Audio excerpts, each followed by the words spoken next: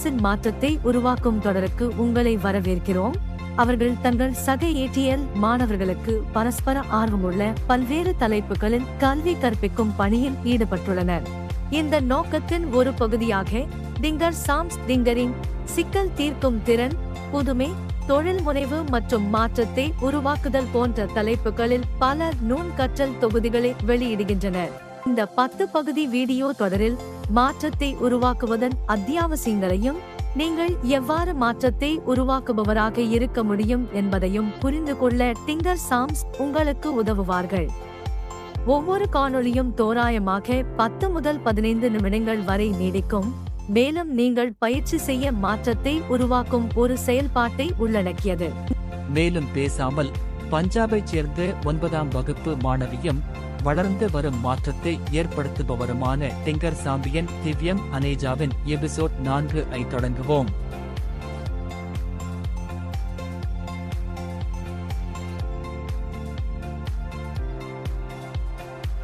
வணக்கம் நண்பர்களே, இன்னைக்கு நாம ஒரு முக்கியமான விஷயத்தை பத்தி பார்க்க போறோம். அதாவது ஒரு மாற்றத்தை உருவாக்கணும்னா அதுக்கு தேவையான 3 சக்திகள் என்னென்னு.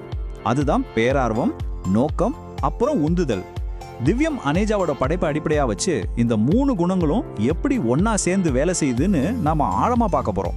வாங்க உள்ள போலாம். முதல்ல இந்த ஒரு வரியை பாருங்க. எந்த ஒரு பெரிய மாற்றமும் டெக்னாலஜில இருந்தோ இல்ல பணத்திலிருந்தோ வர்றதில்ல. அதுக்கு பின்னாடி இருக்கிற உண்மையான சக்தி மனித ஆற்றல் தான். இந்த ஒரு வரியே நாம பேச போற முழு விஷயத்துக்கும் ஒரு நல்ல தொடக்கம். சரி, நாம என்னென்னலாம் பார்க்க போறோம்னு ஒரு சின்ன அவுட்லைன். முதல்ல மாற்றத்துக்கான அந்த மனித எரிபொருள்னா என்னன்னு பார்ப்போம். அப்புறம் பேரார்வம் எப்படி ஒரு தீப்பொறியா இருக்கு, நோக்கம் எப்படி ஒரு திசைகாட்டியா இருக்கு, உந்துதல் எப்படி ஒரு இன்ஜினா இருக்குன்னு தனித்தனியா பார்ப்போம். நிஜ வாழ்க்கையில இதை செஞ்சு காட்டினவங்களை பத்தியும் பேசிட்டு கடைசியா உங்க பயணத்தை எப்படி ஆரம்பிக்கலாம்னு பார்ப்போம். முதல் பகுதிக்கு வந்தாச்சு. யோசிச்சு பாருங்க, எவ்வளவு நல்ல ஐடியா இருந்தாலும் சரி, அதை செயல்படுத்த ஒரு மனுஷன் தேவையில்லையா? அந்த மனுஷனோட சக்தி தான் அந்த ஐடியாவை நிஜமாக்குற எரிபொருள். அதை பத்தி தான் இப்போ பார்க்க போறோம். ஒரு மாற்றத்தை உருவாக்க நினைக்கிற ஒவ்வொருத்தர்கிட்டையும் ஒரு டூல் கிட் இருக்கணும்னு வச்சுக்கோங்க. அதுல 3 விஷயம்தான். பேரார்வம், அதுதான் நம்மளை ஸ்டார்ட் பண்ண வைக்கிற ஒரு ஃபயர், ஒரு தீப்பொறி. நோக்கம், இதுதான் நம்ம போற பாதை கரெக்டான காட்டுற ஒரு காம்பஸ். கடைசியா உந்துதல், இதுதான் நம்ம சோர்வா இருந்தாலும் நம்மள முன்னாடி தள்ளிக்கிட்டே இருக்கிற இன்ஜின். சரி, இதுல முதல்ல இருக்கிற பேரார்வத்தை பத்தி கொஞ்சம் ஆழமா பார்க்கலாம். இதுதான் அந்த தீப்பொறி. ஒரு விஷயத்தை செய்யணும்னு நம்ம மனசுல ஒரு உணர்ச்சி பூர்வமான உந்துதல் வருது இல்லையா, அதுதான் இது. ஆர்வத்துக்கும் பேரார்வத்துக்கும் ஒரு சின்ன ஆனா ரொம்ப முக்கியமான வித்தியாசம் இருக்கு. எனக்கு ரோபாட்டிக்ஸ் பிடிக்கும்னு சொல்றது ஆர்வம். ஆனா என் ரோபோ ஒரு உண்மையான பிரச்சனையை தீர்க்கணும், அதுக்கு எத்தனை மாசம் ஆனாலும் பரவாயில்லன்னு சொல்றதுதான் பேரார்வம். அது ஒரு அர்ப்பணிப்பு. இப்போ உங்களுக்கு நீங்களே 2 கேள்வி கேட்டுங்க. எந்த வேலையை செஞ்சா நேரம் போறதே தெரியாது, எந்த பிரச்சனையை பார்த்தா உடனே ஏதாவது செஞ்சா ஆகணும்னு தோணுது? இந்த பதில்கள்ல தான் உங்களோட பேரார்வம் ஒளிஞ்சிருக்கு. பேரார்வங்கிறது எங்கிருந்தோ வந்து குதிக்கிற விஷயம் இல்ல, நாம தான் அதை உருவாக்கணும். எப்படி? நிறைய விஷயங்களை தேடி படிக்கணும், புதுசா செஞ்சு பார்க்கணும், நாம என்ன பண்றோம்னு யோசிக்கணும், மத்தவங்க கிட்ட அதை பத்தி பேசணும். இது திரும்ப திரும்ப செஞ்சா நம்ம பேரார்வத்தை நாமளே கண்டுபிடிச்சிடலாம். ஓகே, அடுத்தது நோக்கம். இதுதான் நம்மளோட திசை காட்டி. பேரார்வம் ஒரு நெருப்பு மாதிரி இருந்தா அந்த நெருப்பை சரியான திசையில கொண்டு போறதுக்கு இந்த திசை காட்டி கண்டிப்பா வேணும். எதுக்காக இதை செய்யறோங்கிற கேள்விக்கான பதில் தான் நோக்கம். இலக்குக்கும் நோக்கத்துக்கும் கூட ஒரு வித்தியாசம் இருக்கு. சயின்ஸ் ஃபேர்ல ஜெயிக்கணுங்கிறது ஒரு சின்ன இலக்கு.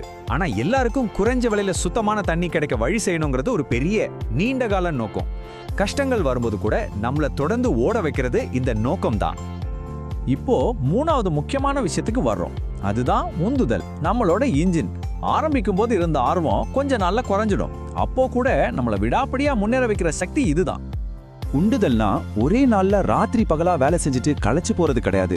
அதுக்கு பதிலா தினமும் கொஞ்சம் கொஞ்சமா ஆனா தொடர்ந்து முயற்சி பண்றது. ஒரு மாரத்தான் ஓடுற மாதிரி. நிலைத்தன்மை தான் அங்க ரொம்ப முக்கியம். அப்போ முக்கியமான விஷயம் என்னன்னா, இந்த 3 சக்தியும் ஒன்னோட ஒண்ணு சங்கிலி மாதிரி பணஞ்சிருக்கு.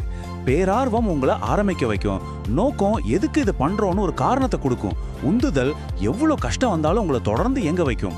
இதுல ஒண்ணு இல்லைனாலும் மொத்த பயணமும் நின்னுடும். சரி, இவ்வளோ நேரம் நம்ம தியரியா பார்த்தோம். இப்போ நிஜ வாழ்க்கையில இந்த 3 விஷயத்தையும் பயன்படுத்தி எப்படி இளம் வயசுல சாதிச்சாங்கன்னு 2 பேரோட கதையை பார்க்கலாம். முதல்ல கீதாஞ்சலி ராவ். அமெரிக்கால பிளின்ட்டுங்கிற இடத்துல தண்ணியில ஈயம் கலந்து பெரிய பிரச்சனையாச்சு. அதை கேட்டதும் அறிவியலை வச்சு மக்களுக்கு உதவணுங்கிற பேரார்வம் அவங்களுக்கு வந்துச்சு.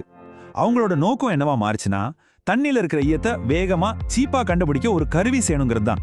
எத்தனையோ முறை தோத்து போனாலும் அவங்களோட உந்துதல் அவங்கள விட்டு கொடுக்காம ஒரு சூப்பரான கண்டுபிடிப்பை உருவாக்க வச்சுது.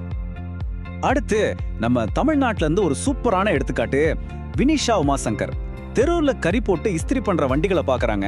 அதனால வர்ற புகையால ஏற்படுற மாசுபாட்டை பார்த்துட்டு இதுக்கு ஒரு நல்ல தீர்வு வேணுமேன்னு யோசிக்கிறாங்க. அதுதான் அவங்களோட பேரார்வம். அவங்களோட நோக்கம் சோலார்ல இயங்குற ஒரு இஸ்திரி வண்டியை உருவாக்கணுங்கிறது தான். யோசிச்சு பாருங்க, வெறும் 12 வயசுல ஆரம்பிச்ச அந்த உந்துதல் இன்னைக்கு அவங்கள ஒரு உலகளாவிய காலநிலை ஆர்வலரா மாத்திருக்கு. இப்போ மறுபடியும் உங்ககிட்டே வரும். இந்த மாற்றத்தை உருவாக்குற பயணங்கிறது வெறும் வெளியுலகத்தை மாத்துறது மட்டும் இல்ல, அது உங்களையே நீங்க யாருன்னு கண்டுபிடிக்க உதவுற ஒரு பயணம். ஆமா, நீங்க ஒரு பிரச்சனைக்கு தீர்வு காண முயற்சி பண்ணும்போது அது ஒரு கண்ணாடி மாதிரி செயல்படும். உங்க பலம் என்ன, பலவீனம் என்ன, நீங்க உண்மையிலேயே எது மேல அக்கறை காட்டுறீங்கன்னு உங்களுக்கே புரிய வைக்கும். இது ஒரு சுய கண்டுபிடிப்பு பயணம் மாதிரி. இந்த விளக்கத்தை முடிக்கிறதுக்கு முன்னாடி இந்த ஒரு கேள்வியை யோசிங்க. உங்களை சுத்தி இருக்கிற சமூகத்துல உங்களை ரொம்ப தொந்தரவு பண்ற ஒரு பிரச்சனை என்ன?